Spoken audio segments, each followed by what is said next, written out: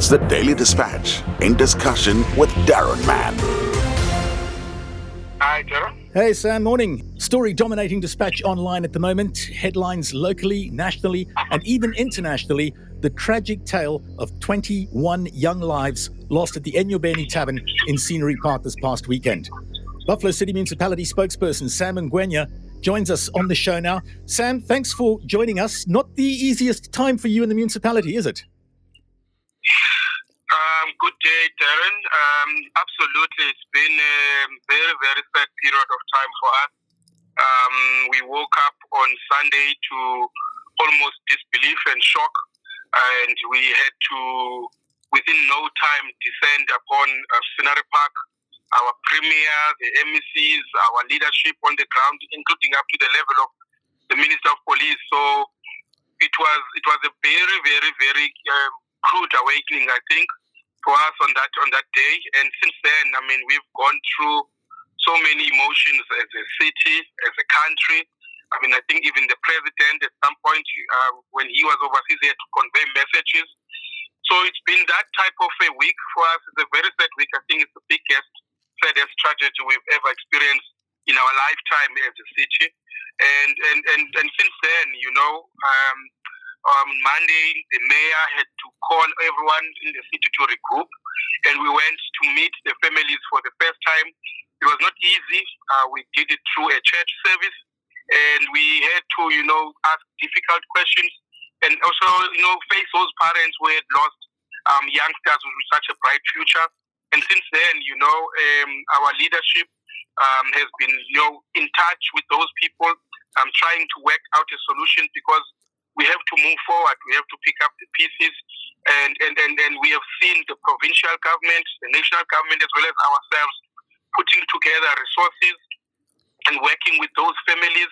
And in the last few days, we have seen as well, and the business community coming into the fore and also assisting these families. None of us, I think, know what they're going through, but I think from a government point of view, we're just doing all that we can to try and make this terrible situation much easier for those that are affected. Now, the wounds are still very raw for the community. I know you've been in touch with them. What sentiments have been expressed to you as the municipality? And when you start having those difficult conversations about how do we prevent this happening again, what is happening in terms of that at the moment? Well, it's been difficult. There's a level of anger which was displayed, I think, on Tuesday when we saw some of the youngsters marching, and we were able to channel that energy. There's political parties on the ground to actually channel that instead of marching to go and burn down the actual tavern, but go and light up candles and do something memorial for the spirits of those that passed away. So we've been able to quell down that area. Of course, the next stage is where the people are trying to point fingers who is responsible, and we've been trying to rally that message to say, let's give police enough time to do their investigation and come up instead of speculating. And of course, the another issue that has been coming very strongly from the youth at Scenery Park is the fact that the mere fact that they had to be in such places is because there's not enough recreational facilities within the area. And those are the conversations that we are having through the ward councillor, through our leadership as the metro, to say what best can we actually look into service delivery in the area, and what programs can we do. I know this is the youth month for those young people in that area to rechannel this. Of course, there's an element of counseling that is taking place. The provincial social development is coming in on that area. So it's a day at a time, but what is important is that we try and channel these emotions.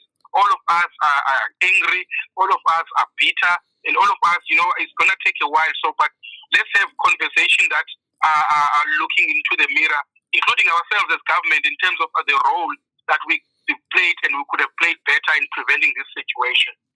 I've heard talk of a mass funeral for the victims coming up next week. Can you confirm?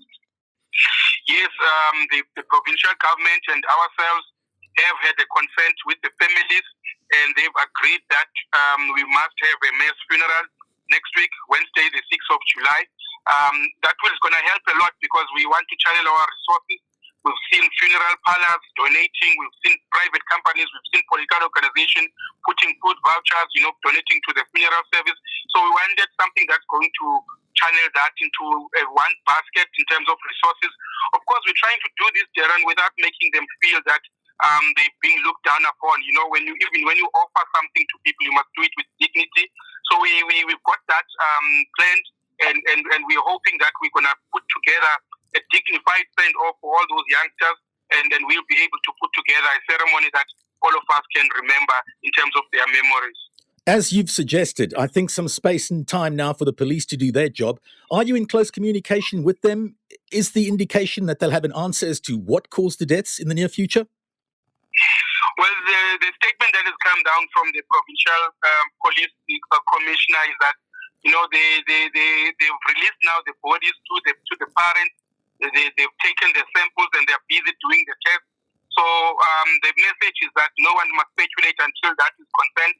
Of course, there are other conversations that are related, that are linked to this. I mean, from a municipal point of view, we've had to come out and clear the issues around the rezoning of the area, as well as the fact that the area, in terms of its plan, the liquor board has had to have a conversation around the issues of the license and the trading hours. And that all is going to form part of the police investigation. I think ultimately what we want is that the investigation that's going to take place must actually be very concrete, so that we can actually not only get to the bottom of the cause of death, but also on the issues that led to this, which have not been actually been tightened enough. And also maybe we can actually take this and make it as a lesson in terms of, because we've got many taverns in the city. Difficult times for us all. Thank you for joining us on the Daily Dispatch in discussion today. Buffalo City Municipality spokesperson Sam Ngwenya. Have a good day, Sam. Thank you, Darren. Hi, Darren. We're catching up now with Ngwebi Msia. He's a spokesperson for the Eastern Cape Liquor Board. There have been questions asked around the tragic happenings at Scenery Park this past weekend about the validity of the liquor license for the venue and whether all the boxes were ticked when it was granted. Ngwebi, thanks for joining us. Can you answer any of those questions, please? Yes. The license is valid. It's a legitimate trading license that was granted appropriately after all the steps were taken for the license. So, in terms of our records, the license is valid. Have there not been any reports of underage drinking at this particular tavern before that have been investigated? Look, unfortunately, we haven't. I must say this, despite the fact that there seems to be quite a number of reports that, there have been cases of underage people getting into that liquor outlet. However, as the liquor board, we have not received any such reports from the community. Ngwebi, also, there have been suggestions that the liquor board had not inspected the premises before and after the licensing process. No, we did. We did all that at the time we were actually processing this application.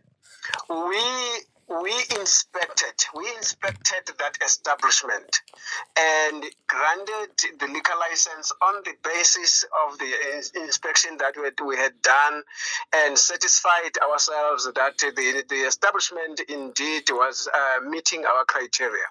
So we did that. However, we have noticed now that there have been some alterations and so on to the original plan that we had approved as the Eastern Cape Liquor Board. So, the license was granted legitimately. The establishment did meet all the criteria, and including 2 exits. By the way, if you look at the plan that we approved, it had 2 exits by the time we approved it. So that is why we are equally surprised that all of a sudden there have been alterations, and we're never informed, by the way, about those alterations.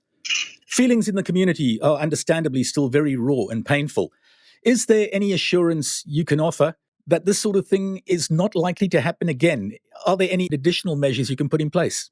Look, Darren, what we're saying is that, first of all, this should not have happened. We were very, very sorry. We're very devastated about this. This should not have happened at all. Yes, indeed. We will put together quite, very, very intensive program to ensure that we continue to educate liquor traders about responsible trading, about the importance of compliance, but also other programs that will seek to empower communities about how to report these cases, how they can actually access Liquor Board with information relating to non-compliance in these liquor outlets. So we're going to come up with a very, very comprehensive program. We don't want this to happen again in the Eastern Cape. Not everywhere, by the way. It's tragic. So we don't want it to happen. And we do hope that even with other liquor traders, this is a lesson. This is a lesson to all of us. This is a lesson to liquor traders that they must start to take, compliance with the seriousness it deserves. We'll leave it there for now. It's a painful incident, painful memories for many in the Eastern Cape and beyond. Mgwebi Msia, spokesperson for the East Cape Liquor Board, thanks for joining us on the Daily Dispatch in Discussion today. It's a pleasure. Thank you so much. That was the Daily Dispatch in Discussion with Darren Mann.